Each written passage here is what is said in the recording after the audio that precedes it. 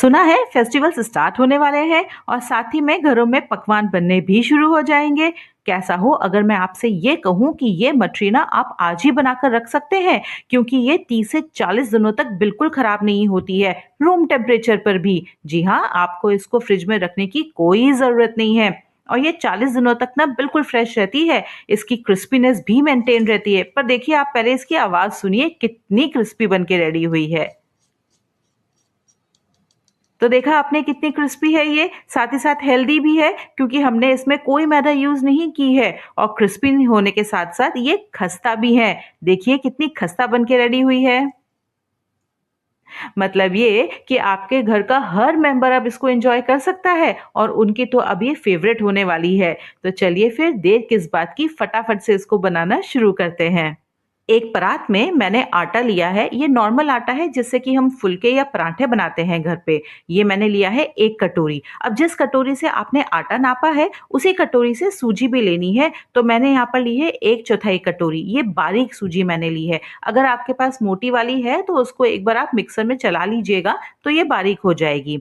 बेसन 2 table spoon, नमक स्वाद के हिसाब से मैंने यहाँ पर 1/4 टेबल स्पून से थोड़ा सा ज्यादा लिया है। कश्मीरी लाल मिर्च कलर के लिए, ज्यादा तीखी नहीं होती है ये, तो मैं डाल रही हूँ आधा टेबल स्पून। हल्दी पाउडर 1/4 टेबल स्पून। हींग जो कि थोड़ी स्ट्रॉन्ग थी वो मैंने डाली है 1/8 टीस्पून या 2 चुटकी मान लीजिए। चाट मसाला आधा टेबल स्पून। अजवाइन आधा टेबल स्पून जिसको कि मैंने यहाँ पर क्रश करके डाला है। सफेद तिल आधा टेबल स्पून, बहुत अच्छे होते हैं टेस्ट में भी और हेल्थ के लिए भी। कसूरी मेथी 1.5 टेबल स्पून, मतलब कि 1 और आधा टेबल स्पून। काली मिर्च का पाउडर 1/4 टेबल स्पून। ये सभी वो मसाले हैं जो नॉर्मली हर घर में मिलते हैं। लेकिन हाँ, चाट मसाला अगर अवेलेबल नहीं हो ना आपके पास तो आप इसको रिप्लेस कर सकते हो अमचूर के साथ भी, मतलब कि जो खटाई होती है उसके साथ। तो इन सभी मसालों को, आटे को, सूजी को और बेसन को ना हम अच्छे से पहले मिला लेते हैं। अब इसमें खस्तापन लाने के लिए ना हम डालेंगे मोइन। तो मैं यहाँ डाल रही हूँ घी। तो घी मैंने डाला है 2 टेबल स्पून। अब देखिए, अगर आप इसको खस्ता नहीं बनाना चाहते हैं, सिर्फ क्रिस्पी रखना चाहते हैं ना इसको, तो आप घी की जगह तेल का मोइन भी डाल सकते हैं। और मोइन कितना डालना है वो हम देखेंगे कि 2 टेबल स्पून के बाद अगर ये इसको हम मुट्ठी बनाएंगे ना तो ये बंधने लगेगा। पर अगर ये नहीं बंध रहा हो तो हम इसमें और डाल सकते हैं। ये टोटली डिपेंड करता है कि आपने जो आटा लिया है वो कितना मोटा है, या बेसन या सूजी, जो भी आपने तीनों चीजें ली हैं वो कितनी मोटी हैं। तो ये जो मैंने घी डाला था अभी 2 टेबल स्पून ही डाला है और इसको हमने ना अच्छे से मिलाना है। इस तरह से मिलाना है कि ये आटे के हर कण कण पर ना अच्छे से घी लग जाए, तभी ना अच्छा खस्तापन आएगा कम घी डालने पर भी। तो देखिए मैंने अच्छे से मिलाया है और ये अच्छे से बंध रहा है। थोड़ा सा भी इसको अगर मैं मुट्ठी बना के देखूं तो मैंने जितना आटा लिया था ना उसके लिए 2 टेबल स्पून घी इनफ था। अब हमें इस आटे को गूंथना है। तो गूंथने के लिए हमें ना थोड़ा थोड़ा पानी यूज करना है। ये इसलिए करना है क्योंकि हम जो आटा लगाने वाले हैं ना ये बहुत ज्यादा हार्ड या बहुत ज्यादा ढीला नहीं होना चाहिए। जो पूरियों का आटा आप लगाते हैं ना, बस कुछ वैसे ही आटा हमें यहाँ पर लगाना है। अब ये क्यों जरूरी है? क्योंकि हम ना ये आटे को गूंथने के बाद 10 मिनट तक रेस्ट देंगे और उस 10 मिनट में ये जो सूजी है ये फूलेगी और पानी एब्जॉर्ब करेगी। तो इसीलिए अगर हम अभी बहुत ज्यादा हार्ड आटा कर देंगे ना तो ये इतना ज्यादा बाद में हो जाएगा हार्ड कि इसको हम बेल भी नहीं पाएंगे, पतला नहीं कर पाएंगे और शेप भी नहीं दे पाएंगे। तो इसीलिए जो आटा आप गूंथेंगे बहुत ध्यान से ही गूंथिएगा कि ये बिल्कुल सही कंसिस्टेंसी में बनकर रेडी हो। तो देखिए कुछ इस तरह से, बहुत ज्यादा हार्ड नहीं है, बहुत ज्यादा सॉफ्ट नहीं है। तो बस अब एक पेड़ा रेडी कर लेंगे हम अच्छे से और इसको ना अब हम ढक के रख देंगे। तो ढकने के लिए आप कपड़े का यूज मत कीजिएगा, इसको आप किसी बर्तन से ही ढकिएगा ताकि कोई भी मॉइस्चर इवेपोरेट ना हो, बल्कि वो जो मॉइस्चर है ना वो सूजी को फूलने में काम आए और अच्छे से सूजी सेट हो जाए। तो चलिए इसको मैं ढक रही हूँ और 10 मिनट तक के लिए इसको साइड में रख देते हैं। तब तक हमें एक पेस्ट रेडी करना है और इस पेस्ट को क्या कहते हैं हिंदी में मुझे सच में नहीं पता, आप मुझे कमेंट में बताइएगा। मैं इसको पेस्ट ही बोलती हूँ। तो मैंने पेस्ट बनाने के लिए ना यहाँ पर 2 टेबल स्पून कॉर्नफ्लावर लिया है या अरारोट। अब आप इसकी जगह आटा या मैदा भी ले सकते हैं, पर बहुत अच्छे रिजल्ट ना कॉर्नफ्लावर से ही आते हैं। तो मैं सजेस्ट करूंगी अगर कॉर्नफ्लावर अवेलेबल है वही यूज कीजिएगा। अब 1 टेबल स्पून मैंने घी डाल के देख लिया था। पर ये अच्छे से नहीं मिला था, तो मैंने 1 टेबलस्पून घी और डाला है। तो 2 टेबलस्पून कॉर्नफ्लावर और 2 टेबलस्पून घी, इन दोनों को अच्छे से मिला लेंगे और पेस्ट रेडी कर लेंगे। अब पेस्ट बहुत ज़्यादा रनिंग कंसिस्टेंसी में नहीं होना चाहिए, थोड़ा-सा थिक ही रहना चाहिए, तभी हमारी लेयर्स ना खुलेंगी जब हम इसको तलेंगे। तो देखिए कुछ इस तरह से हमारा पेस्ट बनके रेडी होना चाहिए। चलिए 10 मिनट भी हो गए हैं, आटा अच्छे से सेट हो गया होगा। अब सूजी क्योंकि फूल चुकी है अच्छे से, तो बहुत ज़रूरी है कि हम इसको फिर से अच्छे से गूँथ लें आटे को, ताकि ये सब चीज़ें अच्छे से फिर से मिक्स हो पाएँ। तो हम कम से कम 30 सेकंड से लेकर 1 मिनट तक इसको गूँथेंगे और इसको अच्छे से गूँथने के बाद ना इसमें से मैंने 4 पेड़े बना लिए हैं। अब देखिए ज़रूरी नहीं है कि आपको भी 4 ही बनाने हों, क्योंकि जहाँ पर मुझे बेलना था ये आटा वो एरिया छोटा था। अगर आपका एरिया बड़ा है तो आप इसको 2 या 3 में भी डिवाइड कर सकते हैं। तो देखिए कुछ इस तरह से मैंने 4 पेड़े इसमें से बना लिए थे। अब हर पेड़े को हमें बेलना है, तो थोड़ा-सा आटा हम इस पे लपेट लेंगे और अब हम इसको बेल लेते हैं। अब बेलते समय आपको अगर लगे कि साइड में कुछ क्रैक्स आ रहे हैं, कुछ इस तरह से, तो टेंशन की कोई बात नहीं है, आने दीजिए, ये जब हम फोल्ड करेंगे उसमें दब जाएंगे। पर हाँ, एक चीज़ का हमें ध्यान रखना है और वो ये कि बेलते समय ना चारों तरफ एक सा बेलना है, कहीं मोटा हो जाए, कहीं पतला हो जाए, ऐसा नहीं करना है। और देखिए कुछ इस तरह की थिकनेस हमें रखनी है, ज़्यादा पतला नहीं करना है।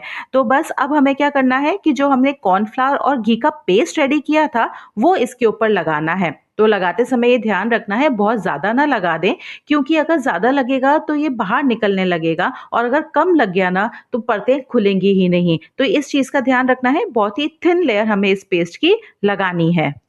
एक बार ये लेयर हमने लगा दी तो जो सूखा आटा है ना वो थोड़ा-सा इसके ऊपर हमें छिड़क देना है। आटे की जगह आप कॉर्नफ्लावर भी यूज़ कर सकते हैं, पर आटा हो तो कोई दिक्कत नहीं आएगी, तो मैंने आटा ही छिड़का है यहाँ पर। और अब देखिए इसकी फोल्डिंग प्रोसेस को, ये प्रोसेस आप बहुत ध्यान से देखिएगा क्योंकि ये प्रोसेस बहुत इंपॉर्टेंट है और जितना टाइम लगता है ना वो यहीं लगता है, बाकी तो बहुत जल्दी-जल्दी हो जाने वाली चीज़ें हैं। तो देखिए हमने आगे से ना आधा फोल्ड किया है, हल्के हाथों से प्रेस किया है और फिर से हमने पेस्ट लगाया है कॉर्नफ्लावर और घी का। हल्के-हल्के हाथों से लगाना है, बहुत थिन लेयर लगानी है, ध्यान रखना है कि बाहर की तरफ ना निकले और लेयर लगाने के बाद फिर से हमें थोड़ा-सा आटा छिड़क देना है। अब जो बचा हुआ पार्ट था वो इसके ऊपर डालेंगे और फिर से हमें पेस्ट और आटा डालना है। ये प्रोसेस ना हमें हर बार करना है, जितनी बार हम इसको फोल्ड करते जाएँ।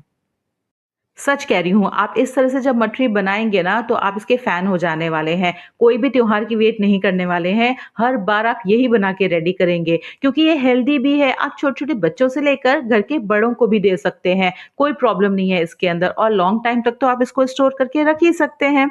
तो इसको ज़रूर बनाइएगा आप। तो चलिए ख़ैर, मैंने देखिए कुछ इस तरह से फ़ोल्ड किया है और हमारा कुछ इस तरह से ना एक रेक्टेंगल बन के रेडी हो गया है। और देखिए ये ज़्यादा पतला नहीं बना है, क्योंकि हमने इसको बहुत ज़्यादा पतला नहीं किया था ना और फ़ोल्ड्स किए हैं, इसलिए। हल्के हाथ से इसको एक बार प्रेस करेंगे और फिर से हम इसको बेलेंगे। अब इस बार जब आप बेलेंगे ना तो बहुत हल्के हाथ से हमें बेलना है और सिर्फ़ लंबा करना है हमें, ताकि अभी हम इसको आगे जब कट करेंगे ना तो प्रॉपर शेप आ जाएगी। तो उलटते-पलटते हुए हमें इसको बेल लेना है एक लंबे रेक्टेंगल में और देखिए कुछ इस तरह की थिकनेस हमें रखनी है।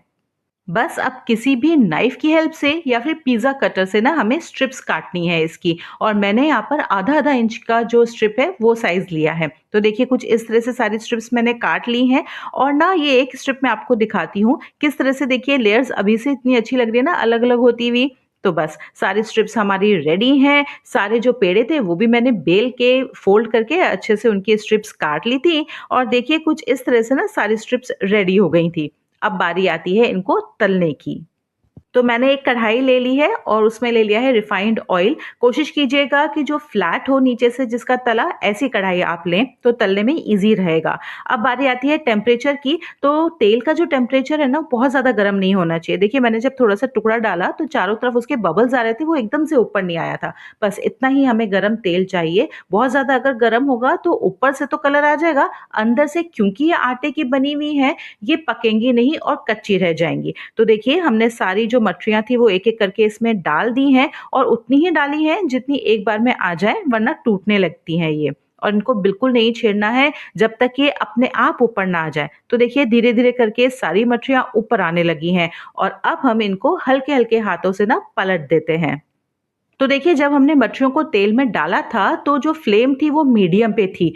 जब तक मीडियम पे रखी हमने उस फ्लेम को, जब तक सारी मठरियाँ ऊपर ना आ गई। जब ऊपर आ जाएँगी तब हम इसको लो पे कर देंगे, क्योंकि अब हमें इनको धीरे-धीरे पकाना है, अंदर तक क्रिस्प करना है। तो देखिए मैंने फ्लेम एकदम लो कर रखी है, जो परतें हैं वो भी खुलने लगी हैं और जब हमें लगे कि हाँ, ये अच्छे से पक गई है ना, तब आप इसकी फ्लेम वापस से हल्की-सी हाई कर सकते हैं। तो इनको अच्छे से तलना बहुत ज़रूरी है। देखिए कितनी अच्छे से लेयर निकल कर आ गई हैं, हल्का-हल्का इसमें गोल्डन कलर भी आने लगा है अब। आटे की बनी हुई मठरियाँ हेल्दी तो होती हैं, लेकिन अगर इनके अंदर अच्छे से प्रोसेस फ़ॉलो किया जाए, सारी टिप्स और ट्रिक्स को यूज़ किया जाए ना, तो ये टेस्टी और क्रिस्पी भी बनती हैं। और ये अगर फ़ॉलो करेंगे ना आप रेसिपी, बिल्कुल एज़ सच मैं 100% गारंटी कहती हूँ, बहुत ही अच्छा रिज़ल्ट आएगा आपका भी। तो देखिए सभी मठरियों पे कितना अच्छा कलर आ गया है, तो इन सभी को निकाल लेते हैं, ठंडा कर लेते हैं और किसी भी एयर टाइट कंटेनर में पैक करके रख लीजिए। आराम से 30 से 40 दिन खराब नहीं होने वाली है ये। तो आशा करती हूँ कि ये वीडियो और ये रेसिपी आपको अच्छी लगी होगी। अगर अच्छी लगी हो तो प्लीज़ इस वीडियो को लाइक कीजिए, चैनल को सब्सक्राइब कीजिए। मेरे लिए ना आपका सपोर्ट बहुत ज़रूरी है।